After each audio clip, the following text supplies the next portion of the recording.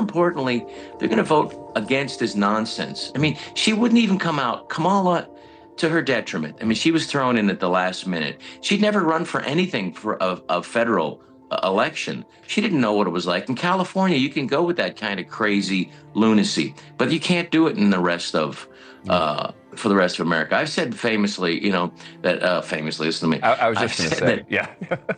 Democrats would vote for a bowl of poop if it had a D next to it in California.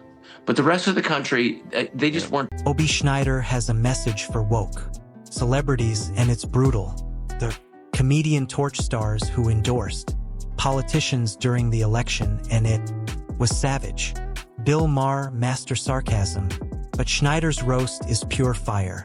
So, smash the subscribe button and let's dive straight into the chaos. Now, Rob, good to see you.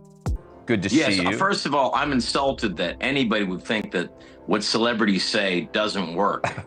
I mean, you why were would critical. they put us in commercials? You were critical. Why would they? My understanding is you were the reason Trump won. That is the most unspoken factor in this election, the Schneider factor. I mean, for me to wake up 2 days after Trump, the most spectacular comeback in history, and to find out that I was completely insignificant and had nothing to do with it, it hurts deeply. I'm upset. First of all, I mean, I think that yelling at people and trying to make them feel bad, I think celebrities, I mean, like Oprah, if you can't tell people that they're bad people, and if you can't tell Black Americans like Obama did, you don't like women. Are you saying that doesn't work? The first celebrity on Schneider's hit list was Oprah Winfrey, and he didn't hold back. According to Schneider, Oprah has mastered the art of whitewashing, uncomfortable truths smoothing over, hard realities instead of confronting them hidden. He slammed her for constantly playing it safe, choosing feelings over facts and refusing to call people out even when their wrongdoing is obvious. In Schneider's view, Oprah's obsession with appearing compassionate has turned into moral cowardice. She'd rather protect reputations than demand accountability, rather spare egos than tell the harsh truth.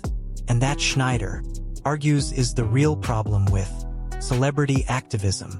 When influence replaces honesty and empathy becomes an excuse for silence, powerful voices stop serving the public and start protecting the elite.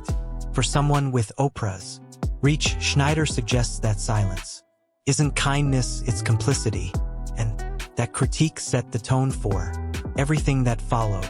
Let me ask you, what do you make more broadly, on a more serious note, of the quote-unquote celebrity endorsement? Putting aside the people who actually are getting out there and doing the work in the field. I just mean the folks who are holding big events, Beyonce helping Harris get whatever it was, 25, 30,000 people there. Well, I mean, first of all, Beyonce didn't sing. She's Right. supposed to sing that day. Right. That's a biggie. No, in all honesty, it's hard. I mean, because I saw Jimmy Kimmel crying the other night, and it's like, hi, Jimmy, I'm wheezy. I'm the guy that you said shouldn't be, the unvaccinated guy that you said shouldn't be helped in the hospital. I mean, so at a certain point, Americans look at this and go, these people don't relate to me. Well, that's the bigger issue, I think, right? Is the fact that these are wealthy people who... Yeah, I mean, Oprah flies private, and if 26%, if groceries go up 26%, they're not like a family of four. Next up, Schneider turns his fire on Jimmy Kimmel and Beyonce, two stars he says have become disconnected from everyday reality. According to Schneider, their extreme wealth and celebrity status have wrapped them in a bubble so thick that real life no longer reaches them, while everyday people struggle with rising costs, unstable jobs, and shrinking opportunities. These celebrities lecture from mansions, private jets, and gated worlds they never have to escape. Schneider argues that this insulation creates a dangerous disconnect where opinions are shaped by privilege rather than lived experience. From his perspective, Kimmel's moral grandstanding and Beyonce's carefully curated activism ring hollow because neither faces the consequences regular people do. When celebrities speak as if they understand the daily grind, Schneider says it comes off as tone-deaf, elitist, and detached. In his view, fame hasn't just elevated them, it's blinded them. And that blindness, he warns, makes their political endorsements meaningless at best and insulting at worst. Mother and father are having to choose between this week paying for gas or getting groceries, and then having to drive their kids to work and then going to work. I mean, let's be honest. If an avocado goes up to $5,000 an avocado, Oprah and Jimmy Kimmel are just going to have $5,000 guacamole. Right. It doesn't affect them, but policy does. I mean, the thing about the rich celebrities, and in all honesty, I mean, and these people I've met, and they're genuinely nice people, but I will say that they are able to afford to be immune to the policies, democratic policies that detrimentally affect people who don't live in gated communities. Schneider makes a sharp observation that cuts to the core of celebrity activism. The stars who loudly endorse woke democratic policies are permanently insulated from the consequences of those policies. They will never live under the rules they demand for everyone else. J.K. Rowling made this exact point when Emma Watson publicly turned on her for speaking out against trans women, competing in women's sports and using women's bathrooms. Rowling's response was devastatingly simple. Emma, she said, would always have security bodyguards standing outside any public restroom she entered. She would never be vulnerable. Rowling argued celebrities rarely experience the real-world effects of gender policy discussions, while ordinary women are the ones who actually feel those changes in daily life. Schneider's argument is clear. When policy is shaped by people shielded from reality, the people who pay the price are always the ones without power, fame, or security. People who are in border states and people who realize that, their lives are not getting better. And that is something that no amount of hand-wringing or making them feel bad or endorsements matter. I think what really does matter is, when Kamala Harris and Tim Walz are talking about free speech as a privilege, like it's a driver's license, instead of what it really is, a guaranteed First Amendment right for all Americans, when it was exposed that the Democrats did work, the Biden-Harris administration did work with Zuckerberg at Facebook and with Twitter to silence Americans who disagreed with the government narrative and went against it, who ended up being right. American people are smarter than that. Schneider argues that during Biden's presidency, free speech felt increasingly restricted and online conversations seemed more tightly controlled. He points to the era when Facebook rolled out its so-called fact checkers, claiming they existed to filter out misinformation. Schneider says those teams often acted like ideological moderators, targeting users who questioned or criticized government messaging. He argues that dissenting opinions were sometimes flagged or throttled in ways that felt more like narrative control than simple misinformation filtering. Twitter followed the same path, building its own fact-checking apparatus that blurred the line between moderation and censorship. According to Schneider, this wasn't about protecting truth. It was about controlling narratives. When tech platforms start policing acceptable opinions in lockstep with political power, free expression becomes conditional. And once speech depends on government-approved viewpoints, Schneider warns democracy itself is already on shaky ground. They're going to vote against this nonsense. I mean, she wouldn't even come out. Kamala, to her detriment. I mean, she was thrown in at the last minute. She'd never run for anything for a federal election. She didn't know what it was like. In California, you can go with that kind of crazy lunacy, but you can't do it in the rest of for the rest of America. I've said famously, famously, listen to me. I was just going to say, yeah. Democrats would vote for I said Democrats would vote for a bowl of poop if it had a D next to it in California. But the rest of the country, they just weren't buying it anymore. Schneider calls it a hilarious truth, and honestly, it's hard to argue with. The logic. He explains that this mindset is exactly why Democrats have produced some truly interesting politicians both in the past and today. According to Schneider, party loyalty has become more important than competence, character, or even basic coherence. It doesn't matter who ends up on the ticket, what they've said, or how they've performed as long as there's a D next to their name. That blind allegiance, he argues, creates a system where accountability disappears and standards collapse. Voters aren't asked to evaluate leaders anymore. They're just told to fall in line. Schneider suggests this is how mediocrity survives and even thrives in politics. When ideology replaces scrutiny, the bar drops fast. And once the bar is low enough, almost anyone can step over it and call themselves leadership. Even Hispanics are like, who they don't want to, who came over here legally, they don't want to have people who, just an open border and they don't know who's coming in. And these are the people having to deal with the real, they're not like, not living in a gated community like Jimmy Kimmel or Oprah or these other, or Bruce Springsteen.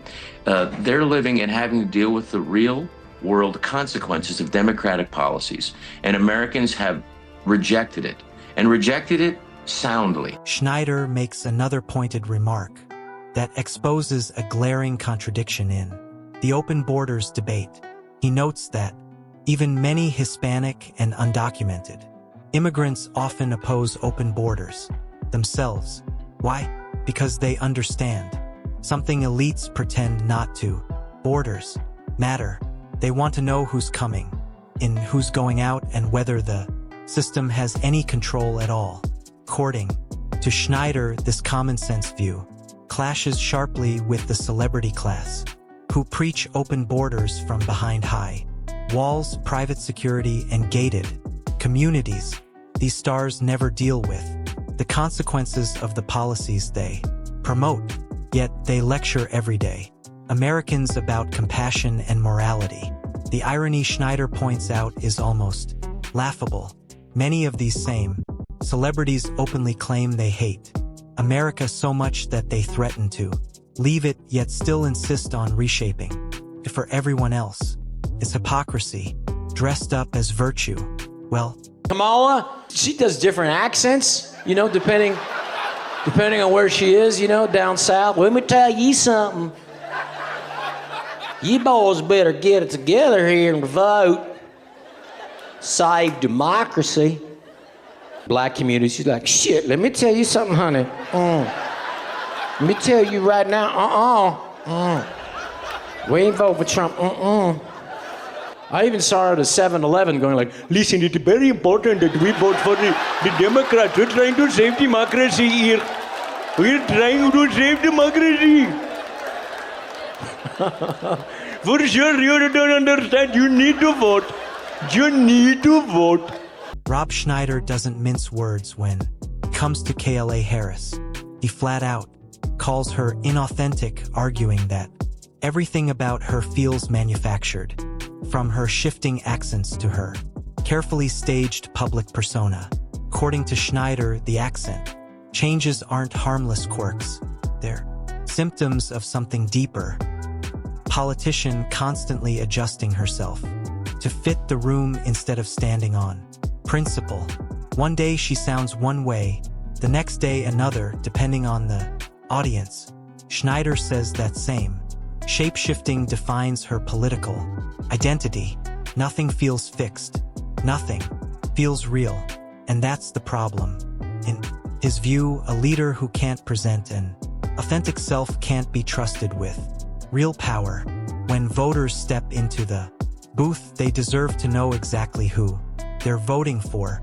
With Harris, Schneider argues you don't get clarity, you get performance. And when politics turns into acting accountability, disappears. Nobody voted for Kamala. They just said, okay, you're it. They did this in 2016. Bernie Sanders, he was the guy that got all the votes in the primary. Like, we just give it to Hillary. And in 2020, just everybody drop out, just give it to Biden. And then this year, it's like, everybody figured it out. His brain doesn't work. Let's just get Kamala. You know? Here's what you have. You have somebody that nobody voted for, and you got somebody they tried to murder 2 times. I don't know, which one's probably going to hold up democracy? Rob Schneider argues that if KLA Harris had been forced to run through a real, competitive primary, her campaign would have collapsed almost immediately. In his view, she wouldn't have stood a chance against serious challengers and likely wouldn't have even finished second. Why? Schneider says it's simple. She had no clear message, no defining vision, no core argument for why voters should rally behind her. Instead of substance, he sees slogans, rehearsed lines, and carefully packaged sound bites that dissolve under scrutiny. Primaries, Schneider points out, are designed to test candidates, to expose weaknesses, force clarity, and demand authenticity. Harris, he argues, was spared that pressure, and it shows. Without party protection, without scripted moments, she would have struggled to explain what she actually stood for. According to Schneider, politics without ideas doesn't survive competition, and if a candidate can't win over their own party in an open contest, trusting them to lead a country becomes a serious gamble. California wants to pay people who were never slaves to be paid for by people who never owned slaves in a state that never had slaves. That's like paying child support for a child you never had to a woman you never. And that, Schneider argues, is exactly what wokeness does to a political class. Once common sense leaves the room, take California's flirtation with slavery. Reparations. How does a state that never owned slaves even begin to justify paying them? The logic becomes very difficult to defend, yet the idea is entertained anyway because, he argues, symbolism is being prioritized over substance. And of course, Gavin Newsom is happy to nod along. According to Schneider, Newsom consistently signs on to the latest woke philosophies, regardless of whether they solve real problems or actively make life worse. While politicians posture over abstract moral gestures, Californians are crushed by soaring living costs, rampant crime, and a homelessness crisis spiraling out of control. Schneider's point is brutal, but clear. Ideology has replaced governance. Instead of fixing what's broken, leaders chase applause from activists and elites, and the people who pay the price aren't politicians or celebrities. It's everyday residents, watching their state decline while being told its progress. And this brings us to the end of today's video. If you enjoyed it, then hit the like button and subscribe to this channel for more videos like this. Thanks for watching, and I'll see you in the next one.